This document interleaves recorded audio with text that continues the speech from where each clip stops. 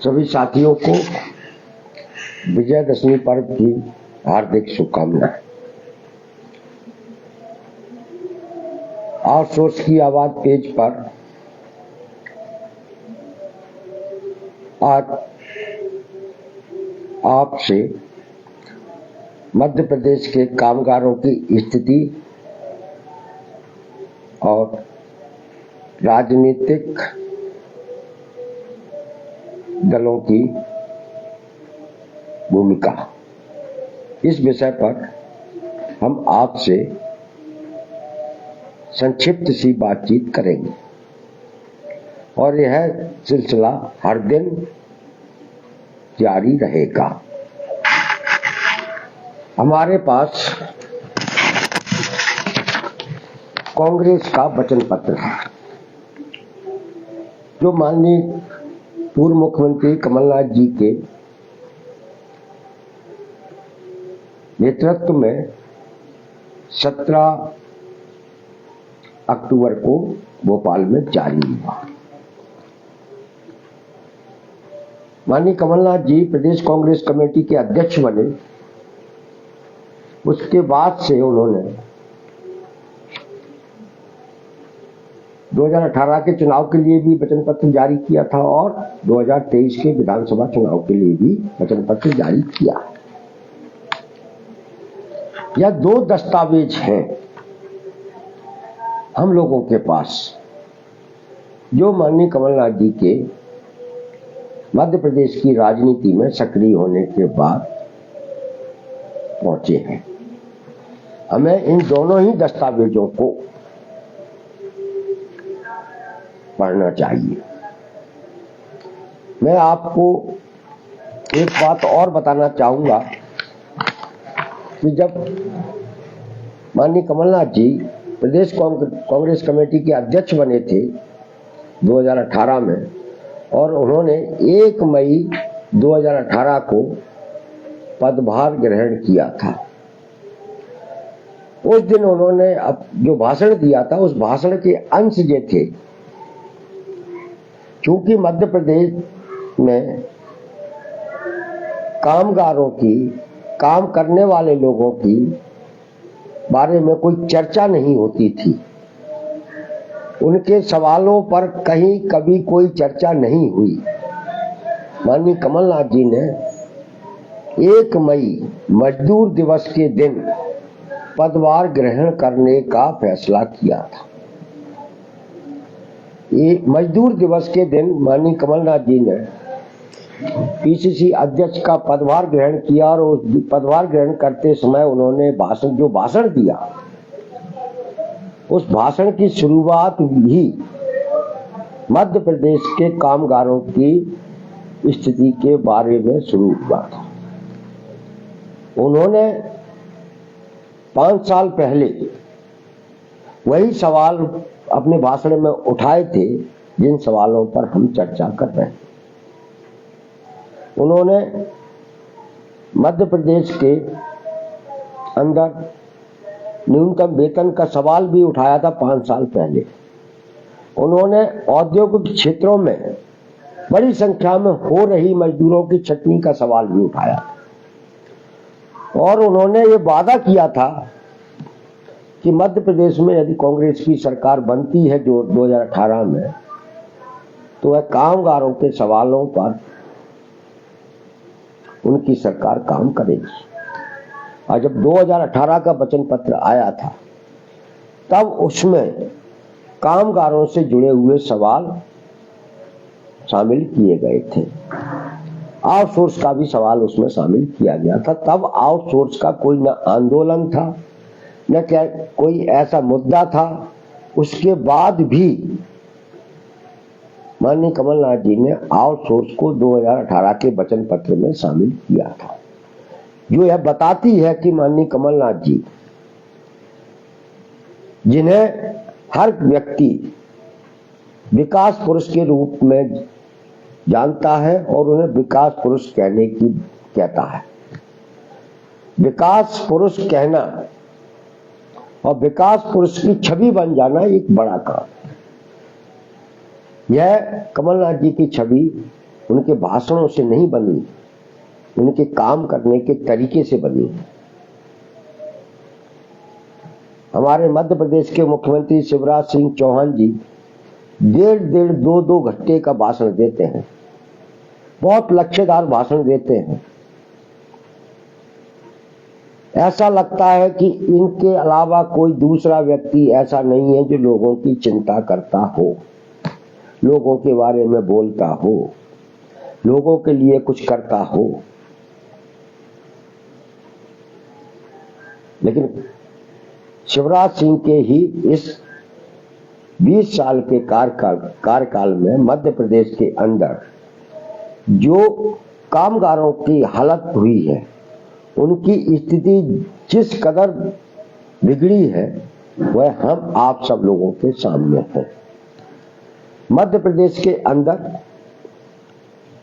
अतिथि कल्चर पैदा करने वाला अगर कोई मुख्यमंत्री है, कोई व्यक्ति है, तो ये मुझे बताने की जरूरत नहीं है, आप लोग जानते हैं कि वो शिवराज सिंह चौहान है। मध्य प्रदेश में आउटसोर्स कल्चर पैदा करने वाला कोई व्यक्ति अगर है तो वो शिवराज सिंह चौहान है।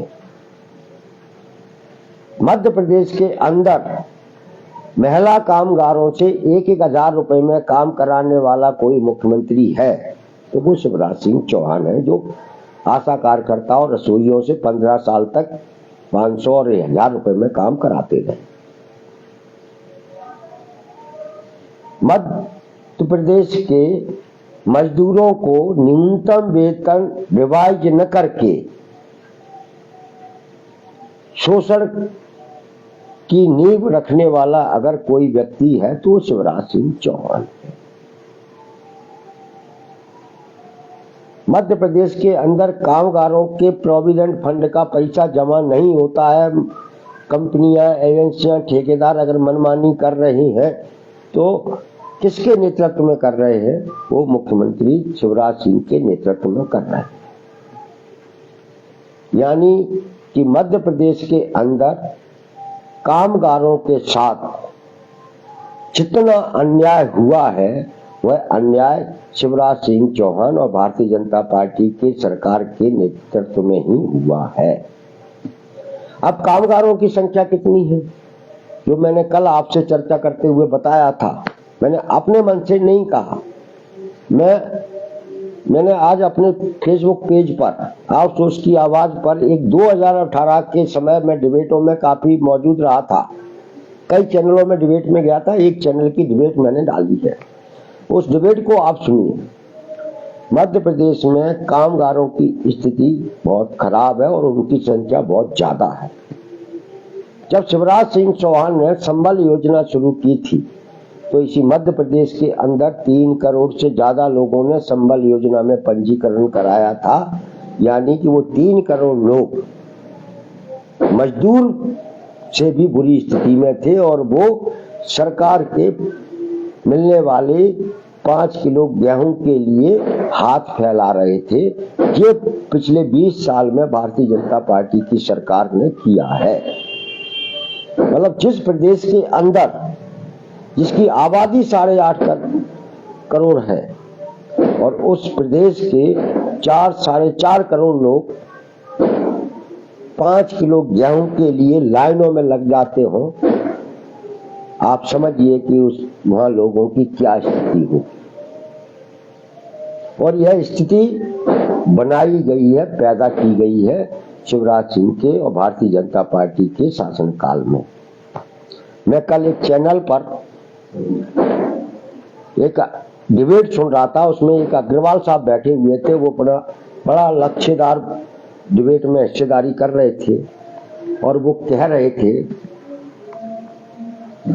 कि लोग जो है नौकरी के पीछे भागते हैं, नौकरी के लिए मरे जाते हैं।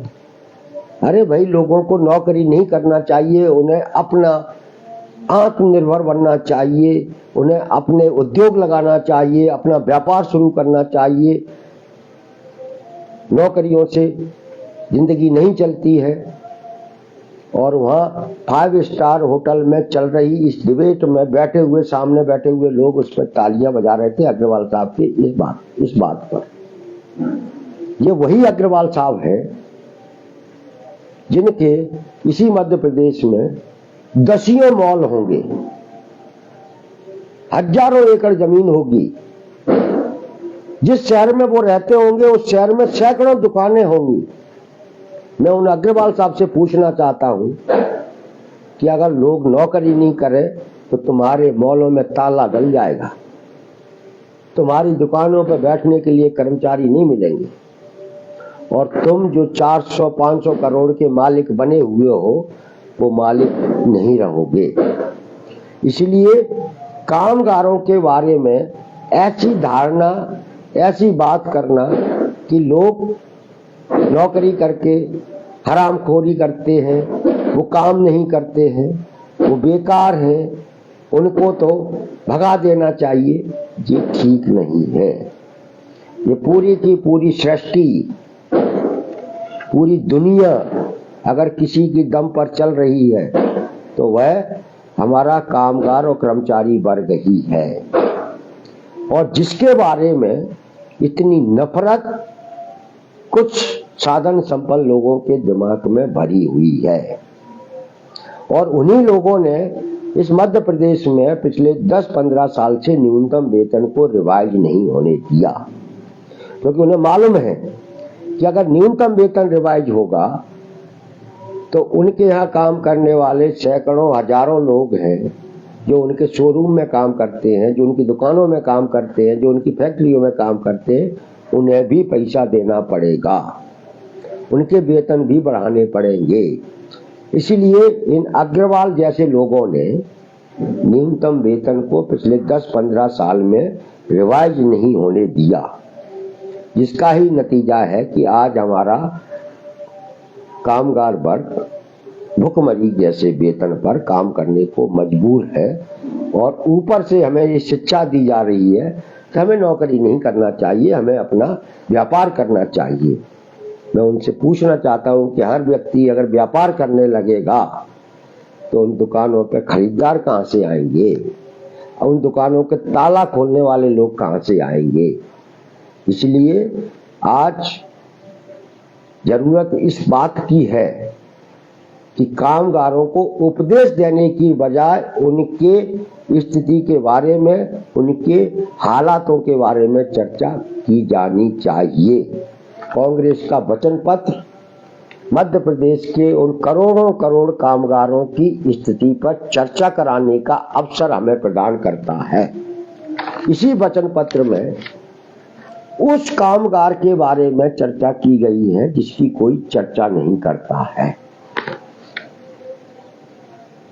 इस वचन पत्र के 48 नंबर पेज पर 19.9 पर ऑनलाइन शॉपिंग व घर पहुंच सेवा से जुड़े कर्मियों का पंजीयन कर उनको सामाजिक सुरक्षा प्रदान करने के लिए नियम बनाने की बात कही गई है।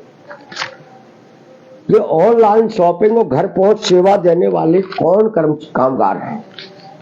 कभी सोचा? यही वो लोग हैं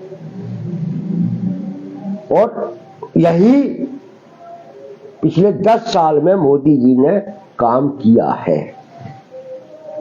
जो डिलीवरी बॉय की नौकरियां बड़े स्तर पर पैदा हुई हैं हिंदुस्तान के अंदर, ये डिलीवरी बॉय हैं।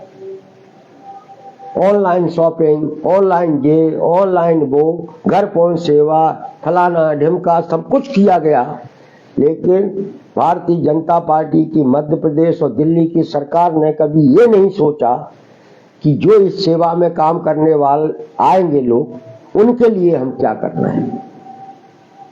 उनके लिए कोई नियम बनाया क्या? उनको कुछ सुरक्षा दी क्या? नहीं दी। अगर किसी होटल से खाना लेकर कोई डिलीवरी बॉय किसी के घर जा रहा है, अगर रास्ते में उसका एक्सीडेंट हो जाता है, मर जाता है, तो वो उसकी जिम्मेदारी लेने वाला इस मोदी जी के विकसित भारत में कोई नहीं है। माननीय कमलनाथ जी ने इस वचन पत्र में उस डिलीवरी बॉय की चिंता की है, उस डिलीवरी बॉय की जो आपके घर खाना पहुंचाता है, आपके तमाम सारे सामान जो दूसरी जगह आप ऑनलाइन मंगाते हैं वो पहुंचाता है, उसकी चिंता माननीय कमलनाथ जी ने इस वचन पत्र में की है। और उन्होंने कहा है कि हम उसकी सामाजिक सुरक्षा के लिए, उसके वेतन के लिए, उसके जीवन यापन के लिए नियम बनाएंगे। डिलीवरी बॉय की संख्या कम नहीं है मध्य प्रदेश में, सब कुछ ऑनलाइन चल रहा है। हमारा जो धनाढ्य वर्ग है, उसके घर में रहने वाले जो लोग हैं, उनके लोग अगर पिज्जा खाना है उनको, तो पिज्जा भी वो ऑनलाइन बुक करते हैं और एक डिलीवरी बॉय उनके घर पर दे के जाता है। उस डिलीवरी बॉय को क्या मिलता है? उसको न वेतन मिलता है, न उसका बीमा है, न उसका वेतन है। उसे अपनी गाड़ी से आता है, अपना पेट्रोल फूंकता है और उसको पिज्जा दे के जाता है। उस धनाढ्यों को अगर थोड़ा सा लेट हो जाता है तो उसे गालियां भी सुननी पड़ती है। यह कामगारों की स्थिति मोदी जी ने और भारतीय जनता पार्टी की सरकार ने बना दी है, जिसने ये सिस्टम लागू किया है। क्योंकि अगर मोदी जी ने ऑनलाइन, घर पहुंच सेवा, digital India, skill India, made in India, ये तमाम सारे जो नारे दिए, इन नारों में अगर कामगारों के बारे में अगर कोई कानून बनाया होता, कोई नियम बनाया होता, तो निश्चित रूप से ये सब कुछ ठीक होता। लेकिन ऐसा उन्होंने नहीं किया। उनकी चेतना से कामगार कर्मचारी पूरी तरीके से गायब था, और वो गायब था इसलिए न उसका कोई वेतन का प्रावधान है, न उसका कोई बीमा है, न कोई उनके सामाजिक सुरक्षा है। मैं माननीय कमलनाथ जी को इस बात के लिए भी बधाई देना चाहूंगा कि उन्होंने अपने वचन पत्र में उस डिलीवरी बॉय की चिंता की है, जिसकी कोई बात नहीं करता, जिसे लोग अपना नौकर समझते हैं, गुलाम समझते हैं। हालांकि डिलीवरी बॉय की कोई नौकरी नहीं होती है, लेकिन क्योंकि हम लोग इंसान हैं, हम जिंदा रहना चाहते हैं, मेहनत मजदूरी करके जिंदा रहना चाहते हैं, इसके लिए जो भी काम मिलता है उस काम को करने के लिए हम मजबूर होते हैं। हमारी इसी मजबूरी का फायदा भारतीय जनता पार्टी की सरकारों ने उठाया है, ऐसी मजदूर विरोधी, कामगार विरोधी नीतियां बनाकर। अब मध्य प्रदेश में क्या किया शिवराज सिंह ने? क्या शिवराज सिंह को पता नहीं था कि हम मुख्यमंत्री हैं? हम जब मुख्यमंत्री हैं तो हमारी जिम्मेदारी उस पूरी 8.5 करोड़ लोगों की जिम्मेदारी है, जिसके बारे में हमें फैसला करना है। लेकिन इसी मध्य प्रदेश के अंदर उन्होंने अतिथि कल्चर पैदा किया, जिसमें न कोई वेतन था, न कोई नौकरी में सुरक्षा थी। उसमें काम करने वाले लोग कोई पाकिस्तान के तो थे नहीं, बांग्लादेश के तो थे नहीं। उसमें काम करने वाले अतिथि शिक्षक, अतिथि कल्चर में काम करने वाले लोग सारे मध्य प्रदेश के थे, हमारे अपने परिवारों के लोग थे। उनके लिए भी उनके काम में सुरक्षा की गारंटी शिवराज सिंह ने नहीं दी। ऐसा कल्चर पैदा किया जैसे ये पाकिस्तानियों के लिए कर रहे हो। इन्हीं शिवराज सिंह ने सरकारी विभागों में आउटसोर्स कल्चर पैदा किया। क्या आउटसोर्स की नौकरी कोई बांग्लादेश के लोग काम कर रहे हैं? इसमें क्या अफगानिस्तान के लोग काम कर रहे हैं? किसी मध्य प्रदेश के लड़के लड़कियां काम कर रहे हैं? क्या इनकी नौकरी में सुरक्षा देना, क्या इनके लिए सम्मानजनक वेतन का प्रावधान करना सरकार की जिम्मेदारी नहीं है? लेकिन उन्होंने ऐसा नहीं किया। क्यों नहीं किया? क्योंकि वो भारतीय जनता पार्टी और शिवराज सिंह की जो नीति है वो चंद धनपतियों के हितों की नीति है। बाकी जनता से इन्हें कोई लेना देना नहीं है, बाकी परिवारों से इन्हें कोई लेना देना नहीं है। यही कारण है कि उन्होंने पिछले 20 साल में सरकारी दफ्तरों के अंदर, चाहे वो भोपाल के वल्लभ भवन हो, संचालय हो, या जिलों में स्कूल हो, कलेक्ट्रेट हो, कहीं भी क्लास 4 की भर्ती नहीं की। उस क्लास 4 की उस भ्रष्ट की भर्ती नहीं की, उस चपरासी की भर्ती नहीं की जहां समाज का सबसे कमजोर वर्ग के लोग नौकरी करने जाते हैं। इसी मध्य प्रदेश में अगर क्लास 4 की नौकरी शिवराज सिंह की सरकार ने दी होती तो 20 लाख से ज्यादा गरीब, शोषित, पीड़ित, वंचित परिवारों के बच्चे बच्चियां सरकारी नौकरी कर रहे होते। आज भी इसी मध्य प्रदेश के अंदर सरकारी विभागों में चपरासी, सफाई कर्मी, माली, ड्राइवर जैसे 20 लाख पद खाली पड़े जिन्हें उन्होंने ठेकेदारों को दे दिया है और जिसे अपन आउटसोर्स कहते हैं, आउटसोर्स के जरिए वो काम चला रहे हैं। क्या क्लास 4 की नौकरी देने लायक जो सरकार न हो, क्या उसे सरकार बने रहने का अधिकार है? मेरे हिसाब से नहीं। इसी तरीके से क्लास 3 की एक नौकरी मध्य प्रदेश में पिछले 20 साल में नहीं दी गई। सारे कंप्यूटर ऑपरेटर क्या होते हैं? क्लास 3 के कर्मचारी होते हैं। उनको कौन सी आप लाखों में वेतनमान देते हैं? उन्हें कौन सी रियासत देते हैं? एक कंप्यूटर ऑपरेटर नहीं आप भर्ती कर पाए 20 साल में, शर्म आनी चाहिए। जो घरों में बैठकर नौटंकी करते हैं, उन बेटियों के पैर पूजते हैं रामनवमी के दिन, जिनके बाप से आप गुलामी करा रहे हैं शिवराज सिंह चौहान। क्या ये बात हम नहीं कह सकते? वो बेटियां जिनके पैर कल शिवराज सिंह चौहान रामनवमी के दिन पूज रहे थे, छू रहे थे, उनके पिताजियों से, उनके बापों से वो 5,000, 6,000, 7,000 रुपए में नौकरी करा रहे हैं। आउटसोर्स की, अतिथि की, अस्थायी की, दैनिक वेतन भोगियों की। क्या ये नौटंकी नहीं है शिवराज सिंह की? ये नौटंकी बात मुख्यमंत्री ने इस मध्य प्रदेश के लाखों लाख परिवारों को आर्थिक संकट में फंसा दिया है। 17 संकट में फंसा दिया है। 2023 के विधानसभा चुनाव का मौका आपके सामने है। आपको इसका बदला लेना पड़ेगा। यदि आप बदला नहीं लेंगे तो निश्चित रूप से ये लोग आपके साथ अन्याय करते रहेंगे। आज मध्य प्रदेश की राजनीति कितने लोगों के कब्जे में है पता है? कई जिनके टिकट कट गए वो रो रहे हैं, आंसू बहा रहे हैं, जैसे उनकी बहुत बड़ी रियासत सुन के। भाई तुम्हें टिकट नहीं मिला, तुमने किया क्या था?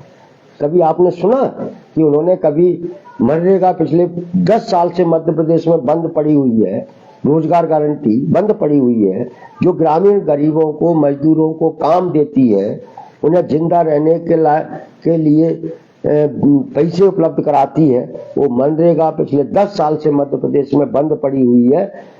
ये जो नेता टिकट मांग रहे हैं, किसी नेता ने मनरेगा में काम, मजदूरों को काम मिले इसके लिए कोई आंदोलन किया क्या? नहीं किया। गरीबों को राशन की दुकान पर शक्कर बंद कर दी गई, समय पर राशन नहीं मिलता। इन नेताओं ने कभी गरीब की चिंता की क्या? लेकिन आज टिकट कट गया तो आंसू बहा रहे हैं जैसे ये बहुत बड़े समाज सेवक हैं। ये मध्य प्रदेश के अंदर 400-500 लोग हैं ऐसे जिन्होंने इस पूरी राजनीति को अपने कब्जे में करके रखा है। इनकी संख्या मात्र 500 के करीब है। जिन्हें कांग्रेस से टिकट नहीं मिलता वो बीजेपी में चले जाते हैं, जिन्हें बीजेपी से नहीं मिलता वो कांग्रेस में चले आते हैं। इस राजनीति को इन्होंने धंधा बना लिया है और जिस कारण ही आपकी ऐसी स्थिति हुई है। और मध्य प्रदेश में आउटसोर्स अस्थायी ठेका कल्चर फला और फूला है। आपको इसका बदला लेना पड़ेगा। आपको इन 500 लोगों को जिन्होंने राजनीति, जो कभी समाज सेवा का क्षेत्र हुआ करती थी, कभी लोग राजनीति में सिर्फ इस बात के लिए आया करते थे कि हमें शोषित, पीड़ित, वंचितों के सवालों को उठाना है, उनके साथ न्याय करना है। आज इस राजनीति में ऐसे लोग आने लगे हैं जो राजनीति को अपना स्टेटस सिंबल के लिए आने लगे हैं। अधिक से अधिक ठेके मिले, अधिक से अधिक पैसे कमाएं, अधिक से अधिक जमीनें खरीदें, अधिक से अधिक मॉल बनाएं, कारखाना खोले, इसके लिए राजनीति में आ रहे हैं। इसलिए हमारे साथ शोषण हो रहा है, क्योंकि इस राजनीति से, समाज सेवा की भावना से आने वाले लोग नहीं बचे हैं। मैं 5 साल पहले 2018 के विधानसभा चुनाव के दौरान भी मैंने इन मुद्दों को उठाया था। 2023 के चुनाव के दौरान भी मैं इन मुद्दों को उठा रहा हूं। माननीय कमलनाथ जी के वचन पत्र ने हमारे द्वारा उठाए जा रहे मुद्दों को सही बताया है और उन्होंने एक एक मुद्दे को अपने वचन पत्र में शामिल किया है। जब डिलीवरी बॉय का सवाल शामिल हो सकता है वचन पत्र में, तो आप सोचिए कि माननीय कमलनाथ जी किस स्तर पर सोचते हैं। और उन्होंने कई बार कहा भी है, हमारे खुद के कार्यक्रमों में ये बात कही है कि हम समाज के हर वर्ग के साथ न्याय करेंगे। न्याय करने का क्या मतलब होता है? न्याय करने का मतलब होता है कि हम नीति बनाएंगे, नियम बनाएंगे और सब कुछ बदलेंगे। क्या बदलेंगे? जो शिवराज सिंह ने 20 साल में मध्य प्रदेश की जो तस्वीर बनाई है उसे कमलनाथ जी बदलेंगे। और यह वचन पत्र सब कुछ बदलने का वचन देता है मध्य प्रदेश की जनता को।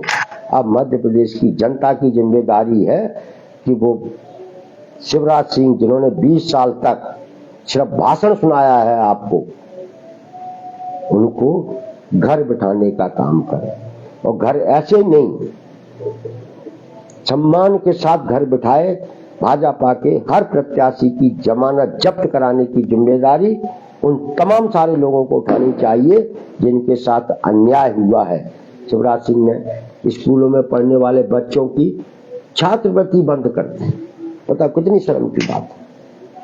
कांग्रेस की सरकारों ने छात्रवृत्ति योजना शुरू की थी, 20 साल में शिवराज सिंह ने उसको बंद कर दिया। कमलनाथ जी ने इस वचन पत्र में उस छात्रवृत्ति योजना को पुनः शुरू करने की बात कही है।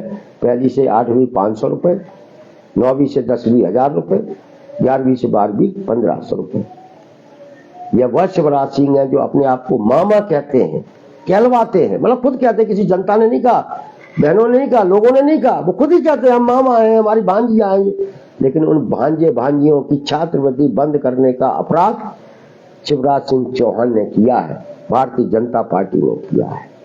न्यूनतम वेतन रिवाइज न करके तमाम सारी बहनों के पतियों के साथ अन्याय किया, बहनों के भी साथ अन्याय किया है जो भुखमरी के वेतन पर काम करने के लिए मजबूर है।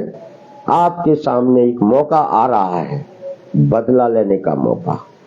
17 नवंबर को आप इस मौके का उपयोग कीजिए।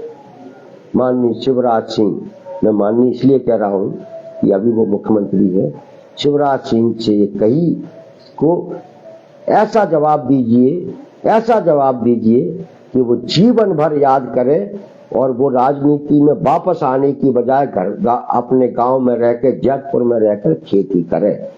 जमानत जब्त कराने की जिम्मेदारी मध्य प्रदेश के उन 15 लाख आउटसोर्स ठेका कर्मचारी और उन 3 करोड़ मजदूरों की है, कामगारों की है, कर्मचारियों की है जिन्होंने संबल योजना में रजिस्ट्रेशन कराया था।